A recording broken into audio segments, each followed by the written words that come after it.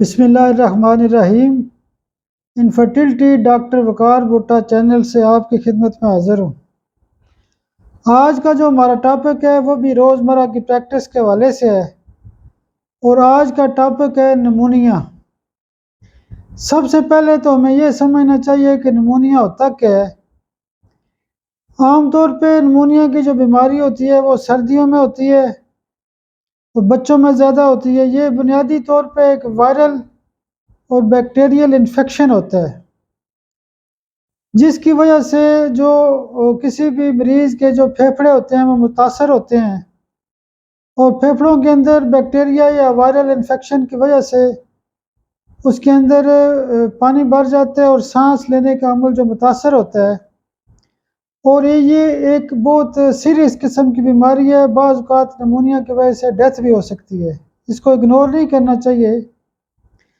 तो जब भी हमारे पास निमोनिया के केसेस आते हैं तो हम इन दवाइयों को अगर एक ऑर्डर में देते हैं तो बेहतरीन किस्म के रिज़ल्ट हमें मिल सकते हैं।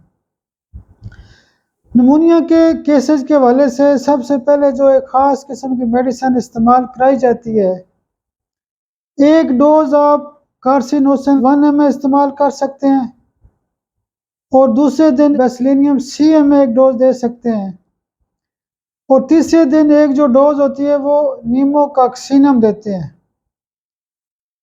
तो ये जो इन्फेक्शन होता है उसकी एक सबसे बड़ी वजह जो होती है वो नीमोकोकस होता है, यानी जो ऐसा बैक्टीरिया जो होता है वो नीमोकोकस होता है जिसकी वजह से आम तौर पे जो निमोनिया की बीमारी ज़्यादा फैलती है।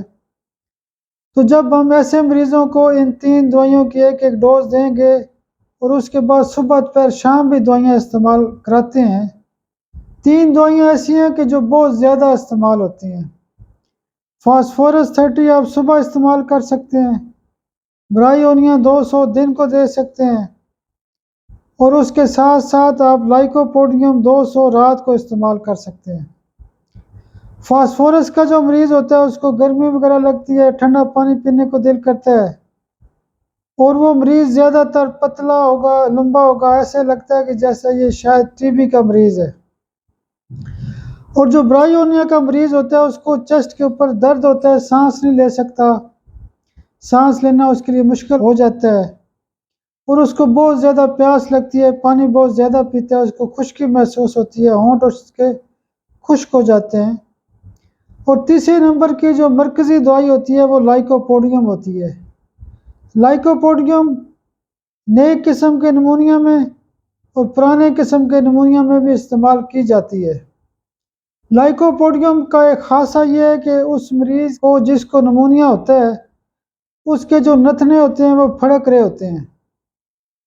हम इसको नोज़ ट्विचिंग में भी इस्तेमाल करते हैं, लेकिन एक ख़ास बात ये होती है कि मैंने पहले भी बताया कि जो निमोनिया की बीमारी होती है वो बच्चों में ज़्यादा होती है।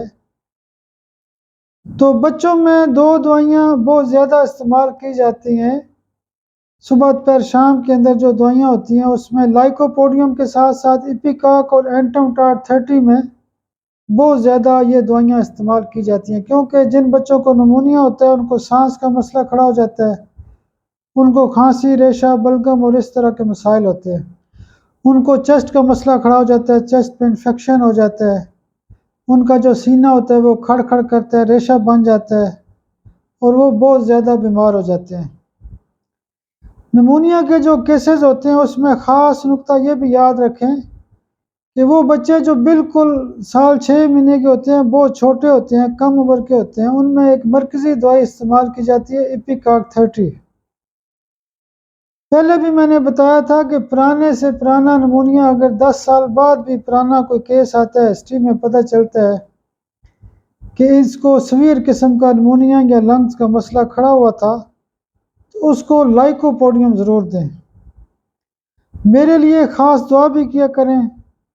बहुत शुक्रिया, बहुत शुक्रिया, बहुत शुक्रिया।